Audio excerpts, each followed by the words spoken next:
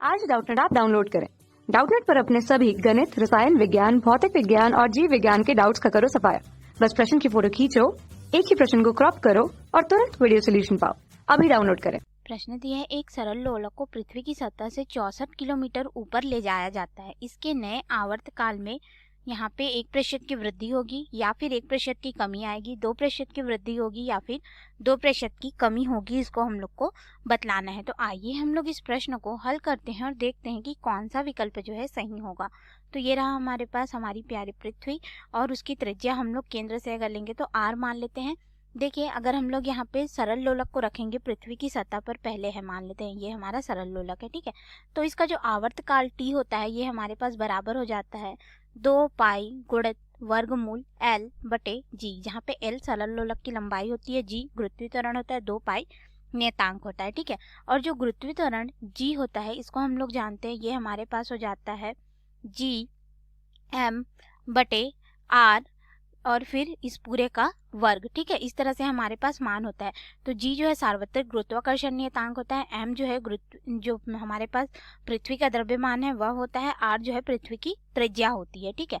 जब यहाँ पे पृथ्वी की सतह पर है तो अगर हम लोग इसको सरल लोलक को ऊपर उठा करके ले जाएंगे और मान लेते हैं कि ये हमारा हो गया ऊंचाई जो है पृथ्वी की सतह से 64 किलोमीटर है, ठीक है, जिसे हम लोग यहाँ पे h ऊंचाई लेकर के चल रहे हैं।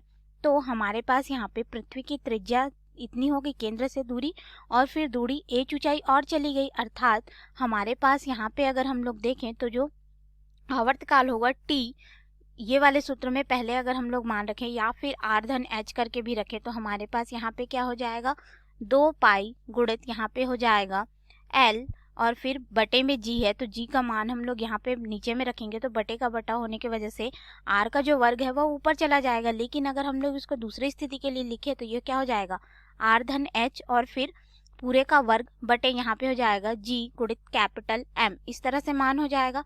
अब देखिए, अगर हम लोग दोनों ही स्थिति में देखें तो हमारे पास लोलक की लंबाई परिवर्तित नहीं हो रही है, गुरुत्वीय त्वरण g का मान परिवर्तित नहीं हो रहा है, पृथ्वी का द्रव्यमान भी परिवर्तित नहीं हो रहा है और 2 पाई भी नियत है। तो हमारे पास ये जो पुरानी स्थिति में आवर्तकाल था उसे t और इसको हम लोग t डैश से दर्शा देते हैं, ठीक है। तो हम लोग को यहाँ पे ज्ञात करना है कि नया आवर्तकाल जो है वह क्या होगा। तो हम लोग यहाँ पे मान रख देते हैं t डैश बटे t के रूप में, यानी कि हम लोग इस दोनों को भाग दे दिए। तो हमारे पास यहाँ पे मान क्या हो जाएगा, या फिर इसको इस तरह से भी समझिए। देखिए हमारे पास क्या हो जाएगा, अगर देखें तो जो आवर्तकाल है t, ठीक है, यह क्या हो गया हमारे पास समानुपाती हो रहा है r धन h के, ठीक है, इस तरह से मान हो गया। जब ये पृथ्वी की सतह पर है तो h का मान क्या हो जाएगा 0 के बराबर, लेकिन जब हम लोग उसे h ऊंचाई तक ले जाएंगे यानी कि 64 किलोमीटर तक ले जाएंगे तो r धन 64 किलोमीटर, इस तरह से हो जाएगा हमारे पास मान जो है। तो हम लोग इसके अनुसार अगर देखें तो हमारा जो यहाँ पे समीकरण बनेगा आवर्तकाल का, ये क्या हो जाएगा t डैश बटे t बराबर हमारे पास हो जाएगा r धन h बटे पृथ्वी की त्रिज्या r, क्योंकि जब सतह पर होगा तो यह तो 0 हो जाएगा h का मान।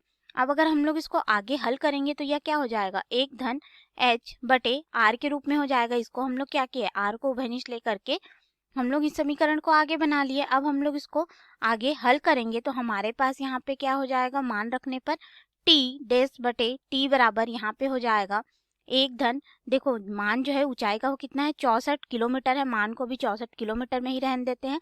और हमारे पास फिर यहाँ पे अगर पृथ्वी की त्रिज्या देखेंगे किलोमीटर में तो ये 6400 किलोमीटर होता है, ठीक है। तो यहाँ से 64 से एक बार में और ये 64 से 100 बार में, अर्थात ये कितना हो जाएगा 1 धन 1 बटे 100 हमें प्राप्त होगा, ठीक है। अब हम लोग क्या करेंगे, एक को इधर पक्षांतर कर देंगे, अर्थात हमारे पास यहाँ पे मान क्या हो जाएगा t डैश बटे t ऋण 1 बराबर 1 बटे 100 हो जाएगा। अब हम लोग यहाँ पे समीकरण लिख लेते हैं तो ये हो जाएगा t डैश ऋण t, इसको इधर गुणा कर देंगे, बटे t बराबर हो जाएगा 1 बटे 100।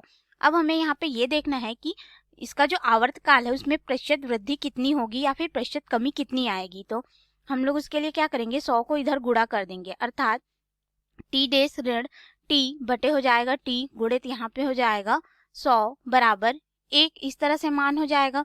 अब यहाँ से अगर हम लोग देखें तो जो आवर्तकाल है, ठीक है, ये t डैश ऋण t बटे t अगर हम लोग देखें तो यहाँ पे 1 आ रहा है और यह मान प्रतिशत में होगा तो ये भी हमारा क्या होगा प्रतिशत में होगा।